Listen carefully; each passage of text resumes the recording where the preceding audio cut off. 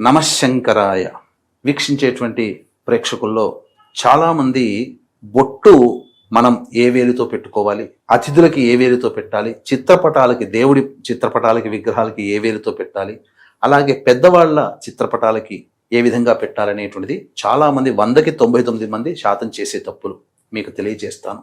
మనం బొట్టు పెట్టుకునేటప్పుడు ఆయుకారకుడైనటువంటి శనికి సంబంధించినటువంటిది ఈ మధ్య వేలు ద్వారా పెట్టుకోవడం వల్ల మనకు ఆయురారోగ్యాలు అభివృద్ధి చెందుతాయి. కాబట్టి ఎల్లప్పుడూ మధ్య వేలు మనం బొట్టు పెట్టుకోవడానికి వాడాలి.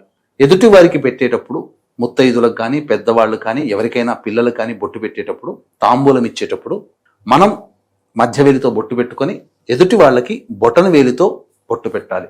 అలాగే దేవతా సంబంధమైనటువంటి చిత్రపటాలకి ఈ వేలుతోనే, అనగా రింగ్ ఫింగర్ అంటారు, ఈ ఉంగరం వేలుతో గంధం పెట్టి మళ్ళీ క్లాత్తో తుడుచుకొని మళ్ళీ ఈ వేలుతోనే ఆ దేవతా చిత్రపటాలకి, విగ్రహాలకి మనం కుంకుమ అద్దాలి. ఇక ముఖ్యంగా పితృదేవతలకు సంబంధించినటువంటి ఫోటోలకి ఎప్పుడూ కూడా ఈ వేలుతో పెట్టకూడదు. కేవలం చూపుడు వేలుతోనే గంధము కానీ, కుంకుమ కానీ వాటికి అలంకరించాలి. ఈ వేలునే ఉపయోగించుకోవాలి.